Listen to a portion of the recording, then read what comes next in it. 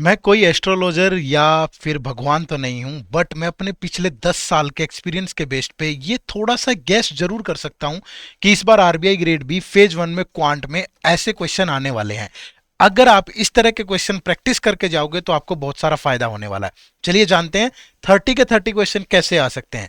सबसे पहले number series के 3 से 4 क्वेश्चन आपको मिलेंगे, तो जिसमें सिंगल सीरीज भी हो सकती है या जिसमें डबल सीरीज भी हो सकती है।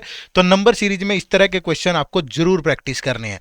उसके बाद क्वाड्रेटिक इक्वेशन के भी 3 से 4 क्वेश्चन हो सकते हैं, जिसमें इस तरीके से दो इक्वेशन देकर उनमें कंपैरिजन पूछा जा सकता है, या फिर आपसे इस तरह के सिंप्लीफिकेशन और क्वाड्रेटिक इक्वेशन के वेरिएबल डाल के थोड़ा क्वेश्चन मिक्स करके भी दिए जा सकते हैं। ऐसे पहले भी पूछे गए हैं आरबीआई द्वारा, तो इनको भी जरूर प्रैक्टिस करें। इसके बाद अगर मैं डाटा इंटरप्रिटेशन की बात करूं तो टोटल 13 से 15 क्वेश्चन पूछे जाएंगे।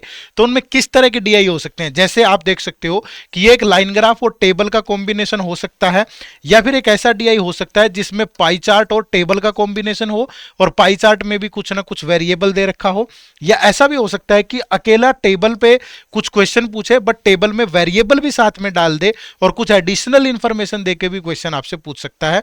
एक सेट आपसे कैसलेट डीआई का भी पूछा जा सकता है। हो सकता है कि वो वेन डायग्राम पे भी बेस्ड हो, जैसा डीआई आपके सामने है। तो टोटल इस तरह के डीआई आपसे पूछे जा सकते हैं।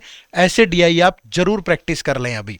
उसके बाद अगर मैं मिसलेनियस या अर्थमेटिक के टॉपिक की बात करूं तो यहां से आपसे 8 से 10 क्वेश्चन पूछे जा सकते हैं, जो किस किस टॉपिक के होंगे। Percentage, ratio, profit loss, time and work, interest, age, partnership, time डिस, इनमें से किसी भी टॉपिक के हो सकते हैं।